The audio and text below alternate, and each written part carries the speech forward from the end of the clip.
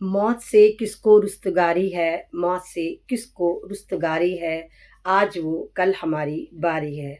अस्सलाम वालेकुम, मैं आपके सामने दिल्ली से एक बार फिर ऐमन रिजवी। ये बारिशें, ये तूफ़ान, मेरा जो परवरदिगार है जब वो किसी से खुश होता है तो रहमतों की बारिश करता है, जब वो मौसम बदलता है तो भी बारिश करता है, और जब मेरा परवरदिगार किसी से नाराज़ होता है तो वहाँ भी वो बारिशों से उस जगह को तबाह और बर्बाद कर देता है।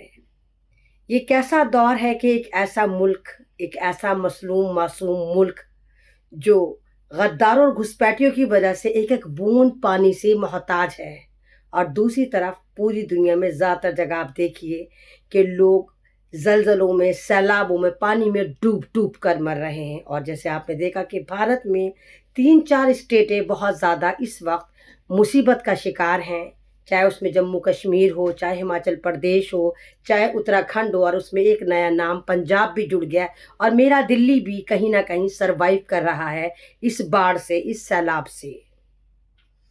अब आप ये देखिए कि तमाम लोग परेशान हैं, त्राहिमाम लगा हुआ है, अल्लाह हमसे नाराज़ है।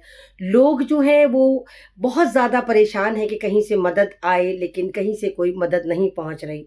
हमारे देश के प्रधानमंत्री जो बार बार विज़िट करने जाते हैं और वहाँ तमाम तरह हंसी के रिकॉर्ड तोड़ देते हैं और ऐसे बत्तीसी चमकाते हैं जैसे मानो जितने भी भारतीय बाज़ार में टूथपेस्ट आते हैं उसके ब्रांड एम्बेसडर बन के मोदी जी वहाँ पर खिलखिलाते हैं, दांतों की नुमाइश करते हैं, वहाँ उनको कोई दुख दर्द नहीं होता।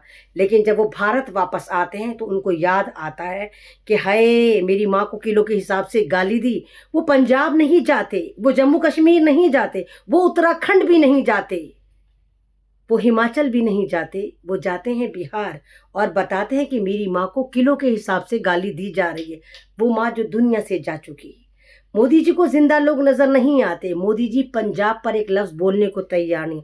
आप देश के प्रधानमंत्री हैं मोदी जी, जब आप बाहर से अपना रूखा सूखा मुंह लेकर आए, रोती सी शक्ल लेकर बिहार में जाकर आप बता रहे हैं कि आपकी माँ को गाली दी गई है, तो आप देश के प्रधानमंत्री हैं। पंजाब आपकी रिस्पॉन्सिबिलिटी, जम्मू कश्मीर भी आपकी रिस्पॉन्सिबिलिटी है, हिमाचल प्रदेश भी आपकी रिस्पॉन्सिबिलिटी है, उत्तराखंड भी आपकी रिस्पॉन्सिबिलिटी और दिल्ली भी आपकी रिस्पॉन्सिबिलिटी है। मैंने माना कि आप इन बारिशों को नहीं रोक सकते, अल्लाह के अजाब को नहीं रोक सकते, और कहीं ना कहीं तो मुझे लगता है कि यह अजाब भी आप लोगों की वजह से हमारे पे मुसल्लत कर दिया गया, क्योंकि अल्लाह ताला जो है अजाब जो देता है वो ये नहीं देता कि जी जो तुम दुश्मनों के बीच में रह रहे हो जो तुम बच जाओगे।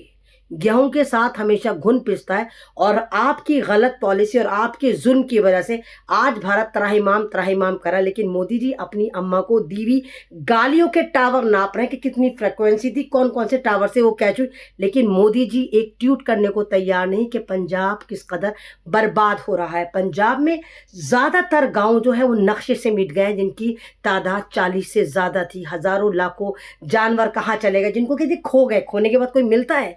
सौयों की तादाद में लोग वहां पर मर चुके हैं, लेकिन कोई सरकारी इमदाद नहीं जा रही, ना कोई सरकारी एजेंसी वहां पर मदद कर रही है। जाहिर सी बात है कि पंजाब है और पंजाब हमेशा बसना सीखता है। पंजाब को पता है कि कैसे स्टैंड रहना होता है। पंजाब फिर इंशाल्लाह स्टैंड हो जाएगा। और पंजाब की जिस तरह मदद कर रही हो, प्राइवेट ऑर्गेनाइजेशन कर रही हैं, चाहे वो खालसा एड हो, और अब तो उसमें मुसलमानों का भी नाम जोड़ दिया गया, जो मुसलमान खालिस्तानी पाकिस्तानी का खिताब लेके भारत में रहते हैं और हमेशा सरकार से टॉर्चर होते हैं। वो लोग मेवात के मुसलमान हो, चाहे आप ये देखिए कि मलेरकोटला के मुसलमान हो, वो वहाँ पर जितनी भी हैसियत है मददें ले लेकर पहुँच रहे हैं। उत्तराखंड में बादल फट गए, कई सौ लोग मारे गए, लेकिन कोई कार्रवाई नहीं। आप जम्मू कश्मीर में देखिए कि वहाँ पर लैंडस्लाइडिंग हो रही है, पहाड़ के पहाड़ स्लिप रहे, सिर्फ गवर्नमेंट की गलत स्ट्रेटेजी की वजह से कि ये लोग वहाँ पर इलीगल तरीके से अपने यारों को एक तरह से माइनिंग करवा रहे हैं। आज देश त्राहिमाम करा। मेरा दिल्ली भी डूब रहा है।